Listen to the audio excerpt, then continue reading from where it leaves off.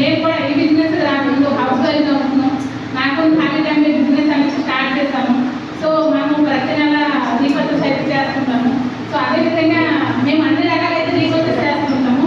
దాంట్లో నాకు చాలా బాగా నచ్చింది ఏంటంటే పెయిన్ ఆయిల్ తీసుకోవడం వల్ల ఏంటంటే మా అర్థం గారికి ఎప్పుడు చూసిన జాయింట్ పెయిన్ అనేది ఉండేది.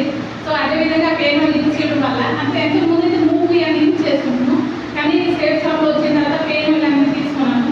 తీసుకున్న తర్వాత ఈ జాయింట్ పెయిన్ ఆయిల్ మా అర్థం గారికి యూజ్ చేశారు. యూజ్ చేసిన తర్వాత మా అర్థం గారికి పెయిన్ అనేది